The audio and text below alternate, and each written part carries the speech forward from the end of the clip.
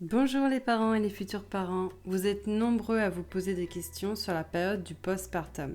C'est pourquoi j'ai décidé de faire une série de vidéos sur le sujet et voici la première. Aujourd'hui, on s'intéresse au postpartum en général, en théorie, afin de mieux comprendre de quoi il s'agit. Avant de regarder cette vidéo, merci de bien vouloir la liker pour nous soutenir et abonnez-vous pour ne rien louper. C'est parti!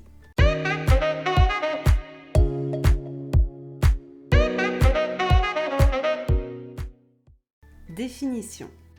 Le postpartum est la période entre la délivrance du placenta et le retour de couche, qui sont les premières règles après la grossesse. On parle d'une période de bouleversement pour le corps et l'esprit. C'est aussi une période instable pour la famille, le couple, la vie personnelle et professionnelle.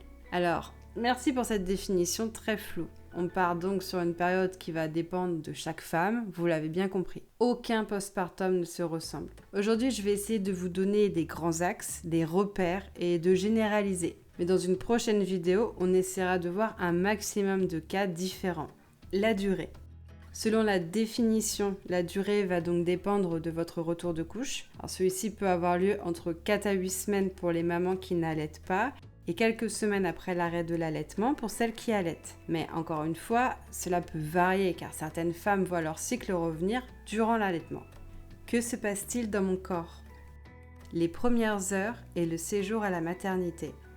Les premières heures qui suivent l'accouchement sont nommées postpartum immédiat. Votre corps vient de relever un défi, un exploit. Il peut se retrouver tout chamboulé. Les 2 heures qui vont suivre la délivrance du placenta, vous allez donc être surveillé comme de l'huile sur le feu. Et oui, après un tel effort, il faut s'assurer que tout se passe bien. Risque d'hémorragie, prise de tension, du pouls. Et il y a une partie de votre corps en particulier qui a morflé, le vagin, le périnée et l'utérus. Au niveau de l'utérus, il devrait commencer à se rendre compte que le grand déménagement a eu lieu et qu'il peut commencer à reprendre sa taille habituelle. Il va donc se contracter pour expulser le bazar resté sur place et rétrécir, provoquant des douleurs et saignements. Les bien connus tranchées et lochis dont on avait déjà parlé dans ma vidéo sur ma valise de maternité. Le vagin et le périnée ont pu être abîmés durant la descente et la sortie de bébé. C'est le moment de réparer ces blessures à l'aide de points de suture. S'il y a une épisiotomie ou une déchirure, les soins seront à prévoir dans les prochains jours. En cas de césarienne, vous allez être recousu et surveillé. Une convalescence un peu plus longue vous attend de manière générale. Et tout comme l'accouchement par voie basse, on surveillera vos constantes pour vérifier qu'il n'y ait pas de problème. Refaire pipi. C'est la question qu'on va vous poser dès le retour en chambre et lorsque vous pourrez vous lever. Avez-vous fait pipi ? C'est assez courant d'avoir du mal à uriner après, surtout avec la péridurale. Alors prenez votre temps, détendez-vous et pas d'inquiétude. À l'hôpital, ils sont habitués à ce problème de rétention d'urine et pourront vous aider. Et le caca ? Mais ça aussi, ça peut être un souci. Après avoir poussé et tout donné pendant l'accouchement, votre côlon peut décider de faire la grève pendant un moment. Et vous vous retrouverez constipé. N'hésitez pas à boire beaucoup d'eau, essayez de marcher un peu, de manger des fibres. En parlant de poussée et de sel, il n'est pas rare d'avoir des hémorroïdes après un tel effort. Parlez-en au personnel de la maternité, ils vous donneront sûrement une crème à appliquer. La circulation du sang. Comme je le disais durant ma vidéo sur la valise de maternité, si vous portiez des bas de contention lors de votre grossesse, mettez-les bien après l'accouchement. Le chamboulement opéré par la naissance et le fait de moins bouger peuvent entraîner des problèmes de circulation, des sensations désagréables dans les jambes. En résumé, de manière générale, le postpartum dans le corps, dans les heures qui suivent la naissance et durant le séjour à la maternité, ça va être un rétrécissement de l'utérus accompagné de douleurs et de saignements, un risque de constipation, de rétention urinaire, des problèmes de circulation du sang et d'éventuelles douleurs liées à la cicatrice, d'épisiotomie, de déchirure et de césarienne. La mise en place de l'allaitement. Pour les mamans qui souhaitent allaiter, le moment va arriver de mettre en place l'allaitement de votre bébé. Vous aurez la possibilité d'être accompagné et conseillé par le personnel de la maternité et par des conseillères en lactation, des expertes dans le domaine. Et pour clôturer le séjour, on applaudit bien fort la montée de lait. Elle arrive souvent vers la fin du séjour à la maternité et vos seins vont devenir durs comme des briques. Je vous renvoie vers ma vidéo Ma valise de maternité pour mes petits conseils si vous n'allaitez pas. Dans les premières semaines, les hormones. Aïe, les hormones de grossesse se font la malle et ça peut faire mal. On parle de la chute d'hormones et du baby blues. À ne pas confondre avec la dépression du postpartum qui est une maladie à part entière. Le baby blues, c'est un état naturel qui est causé par la chute des hormones. On va alors pouvoir se sentir triste sans raison particulière. On peut aussi se sentir dépassé par les événements, perdu, fatigué. C'est le moment d'être entouré par des personnes de confiance et d'en parler. Le baby blues, il peut survenir dans les jours qui suivent la naissance. Ce corps qui a changé. Le gros changement physique durant cette période va être votre corps et surtout votre ventre et votre poitrine. La plupart des femmes auront pris du poids et n'auront peut-être pas perdu autant qu'elles l'auraient souhaité après l'accouchement. D'autres vont trouver que leur ventre est mou, leurs seins tombants, leur peau bariolée de vergetures et pourront se sentir mal ou complexés. Heureusement, ces dernières années, avec le hashtag #MonPostpartum, on voit de plus en plus de vrais corps de femmes sur les réseaux sociaux. Et ça peut aider. Il ne faut pas hésiter à parler à votre médecin ou sage-femme de votre mal-être et patienter pour la reprise du sport qui devra se faire en douceur et au bon moment. La perte des cheveux. Environ 3 mois après votre accouchement, les hormones de grossesse qui vous offraient peut-être une magnifique chevelure se sont définitivement fait la malle. Alors, adieu le beau volume, les cheveux propres tout le temps et retour à la réalité. Pour beaucoup de mamans, c'est le moment de perdre ses cheveux de grossesse et ça peut faire peur quand on voit la quantité. Ce phénomène, il est plutôt naturel et assez fréquent, mais encore une fois, ça va dépendre des mamans. Et si vous vous posez des questions sur ce phénomène, n'hésitez pas à en parler à votre médecin. Le retour de couche. Les premières règles après l'accouchement, donc appelées retour de couche, peuvent être assez différentes de vos règles habituelles.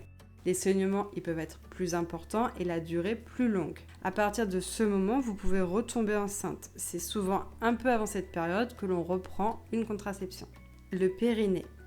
Les premières semaines de postpartum vont être un moment de repos et de guérison pour votre périnée. Vous aurez peut-être des cicatrices à soigner. Il n'est pas rare d'avoir des fuites urinaires dues au manque de tonicité du périnée. Je vous ferai une vidéo complète sur le périnée, donc je ne rentre pas trop dans les détails aujourd'hui. Alors, essayez d'aller faire pipi, de ne pas trop vous retenir parce que vous risquez de fatiguer vos muscles et de faire pipi sur vous. 6 à 8 semaines après l'accouchement, vous allez pouvoir commencer la rééducation du périnée avec votre sage-femme ou kinésithérapeute. Il existe plusieurs méthodes, on en reparle prochainement. Une fois que le périnée est rééduqué, vous allez sûrement vous sentir mieux. Adieu les fuites urinaires. Et vous allez peut-être retrouver plus de plaisir lors des rapports sexuels. Les abdos. Vous allez pouvoir vous occuper de vos abdos lorsque le périnée sera bien tonique. Il faut savoir que pendant la grossesse, vos abdos se sont écartés pour laisser évoluer l'utérus. Alors c'est donc très important de faire cette rééducation. Vous allez travailler sur les abdos profonds liés avec le périnée pour avoir un bon maintien et retrouver un corps plus tonique et une bonne posture. Le retour au sport. Quand le périnée et les abdos sont rééduqués, vous allez pouvoir reprendre le sport tranquillement avec avis médical.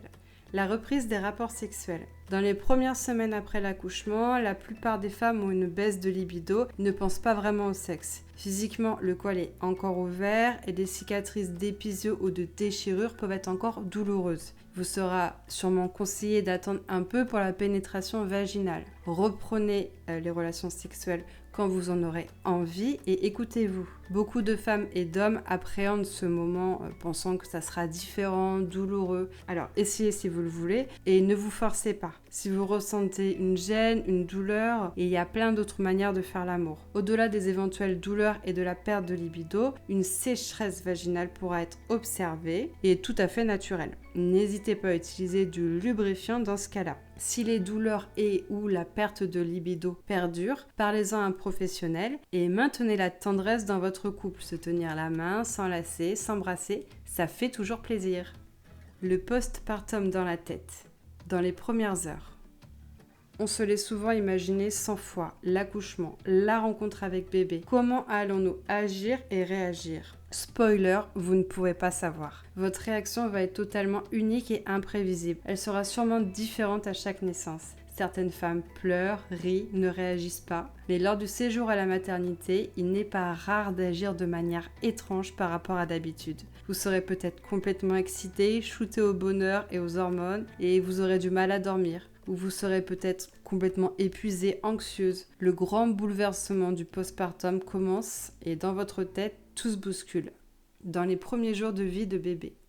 Souvent, lors du retour à la maison, vous allez peut-être vivre le baby blues et vous sentir déprimé sans raison. Vous pourrez aussi vous mettre à douter de vos capacités à être mère. Tout cela est normal. Vous venez de vivre 9 mois de grossesse, un accouchement. Votre corps est en souffrance. Vous devez vous occuper d'un nouveau-né. Vous manquez de sommeil. C'est beaucoup de raisons de se sentir anxieuse. L'entourage et la communication seront les 2 clés pour vous aider à passer ce moment difficile. Je vous ferai une vidéo avec des petits conseils pour préparer le postpartum. Vous allez voir, en préparant en amont et en se renseignant sur le postpartum, on peut le vivre beaucoup mieux. Dans les semaines et mois qui viennent. La dépression du postpartum. Donc cette maladie psychique peut survenir dans les mois qui suivent l'accouchement. Et il y a plusieurs symptômes. Il s'agit d'un état dépressif durable dans le temps qui doit alerter les mamans et leurs proches. C'est une urgence de prendre en charge une maman souffrant de dépression du postpartum. La plupart du temps, les gens confondent baby blues et dépression du postpartum. Pour vous dire, le baby blues qui est naturel touche environ 50 à 80% des femmes qui accouchent, alors que la dépression du postpartum qui est une maladie touche environ 10 à 20%. Je vous mets en description de la vidéo un petit test super rapide. C'est en fait un questionnaire qui pourra vous orienter et vous aider à vous rendre compte si vous souffrez peut-être de dépression du postpartum. J'ai parlé de choses plutôt négatives durant cette vidéo et le but n'était pas de vous faire peur, mais plutôt de vous informer. J'ai essayé de présenter les principales caractéristiques de la période du postpartum. Mais beaucoup de femmes vivent très bien cette période, ne vous inquiétez pas. On arrive à la fin de cette première vidéo sur le postpartum. Je sais que j'ai beaucoup dit « ça dépend des mamans » et n'hésitez pas à en parler à votre médecin, mais c'est vraiment les points super importants. Si vous avez aimé la vidéo, n'hésitez pas à me le faire savoir en la likant et en la partageant. Dites-moi en commentaire comment vous avez vécu votre postpartum ou quelles sont vos principales inquiétudes. Et on se retrouve dans 2 semaines pour la suite. À bientôt pour une nouvelle vidéo.